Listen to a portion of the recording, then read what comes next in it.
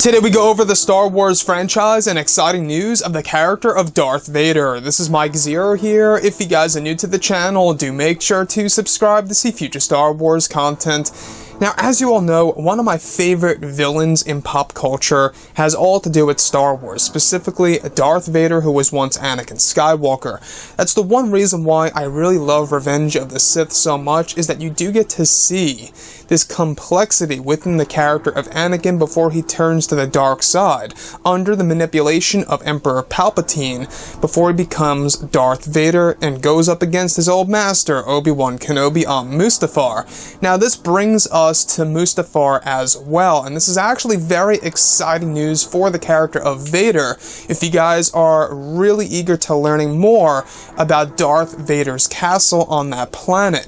Now, what's really interesting is that in the future we will be learning more about the origins of his castle and specific ancient artifacts that lies within it and knowledge that lies in the castle as well in future Star Wars projects / canon pieces. Now, this could obviously range anywhere from books to comic books, maybe even video games, or quite possibly even movies. I want to look at Star Wars Episode 9 as an example as to why I think Darth Vader's castle making an appearance in that movie would be so stunning and make a whole lot of sense. I always would love to see this dynamic between Kylo Ren and Rey in Star Wars Episode 9, where if you have Kylo Ren traveling to Mustafar to learn a whole lot more about his grandfather Darth Vader inside of that castle, and then you have Rey exploring the planet of Tatooine, learning more about the early life of Luke Skywalker and how it all started as guidance. I think it would be excellent for this element in Star Wars Episode 9 where Kylo and Rey are exploring their master's knowledge, Darth Vader and Luke Skywalker.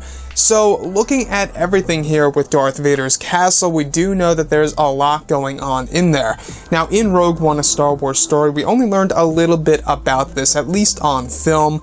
It is indeed the home of Darth Vader's bacta tank, where he goes to recuperate, to keep up with his injuries that slowly are regenerating over years upon years. He needs this, therapy, this treatment in a sense, and that's why you see him in there getting interrupted by Director Krennic. Now, with Darth Vader, I think that one thing that a lot of fans want to see are all of the trophies that are stored in this castle. Now, you guys may or may not remember this, but in the EU / Legends material of Star Wars, in Vader's castle, he actually had tons and tons of trophies, little pieces that he would keep in his castle, such as lightsabers and all these other different artifacts, etc. And it seems as though that Disney is really trying to implement all the Legends material that they can into their new Disney canon.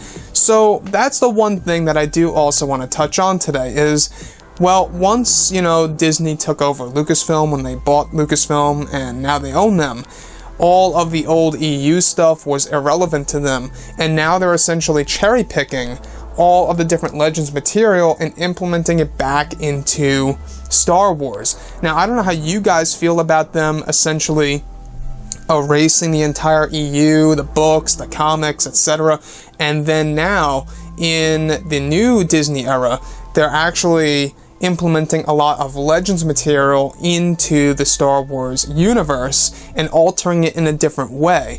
So, if you look at Darth Vader's castle in the EU, you can see a major difference in design, and it's actually on a completely different planet. It's not even on Mustafar. In the new Disney canon, which this is the one thing that I really do love, is that his castle is on Mustafar. In case you guys didn't know, Palpatine actually forced Vader to live there, to actually have that castle put there where his bacta tank would be and where he would actually get that treatment in the bacta tank. Now, there's a thing about Darth Vader that I think that a lot of fans want to know a whole lot more.